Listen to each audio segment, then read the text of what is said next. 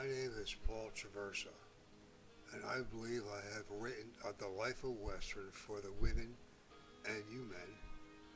As a young girl, Joann, a 15-year-old, watched Luke Campbell murder her parents and younger sister. Luke Campbell was a man without a conscience and a heart of stone. He also had a temper no man could beat. Joann, after seeing what took place, rushed Luke with her small hands and began to hit him. Luke, with a mean look, pushed Joann back and shot her, sending her to the floor in agony, and then seeing her pass out from the pain.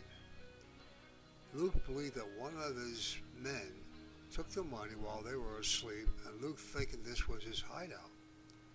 After searching the house and not finding the money, Luke went into a rage.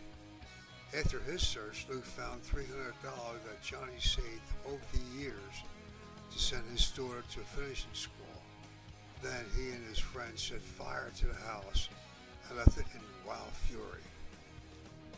Joann had managed to crawl to the front door, and halfway through when a neighbor, Russ Williams, spotted the smoke and rushed to her aid. He rescued Joann and nursed her back to health. When she had recovered, she wanted Russ to teach her the art of the fast draw. Russ, on the other hand, was reluctant to teach her, but relented, and finally gave in and taught her. He was afraid to lose her like he did with his wife and daughter, and the bank was held up. They were killed while just arriving in town from wild gunshots.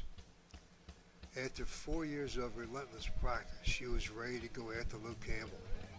Russ had advised her to dress as a man, or otherwise Luke would not fight her.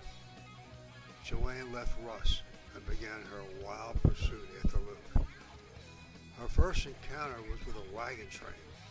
While Joann was keeping watch, she could hear a young man accusing his wife of seeing someone on a wagon train. The girl jumped off the wagon into Joann. Joann held on to her, preventing her from falling to the ground. Her husband saw and accused his wife and Joann of seeing each other. Now, Joann tried to explain, but to no avail. He wanted a showdown, but Joann refused. She didn't want to kill him.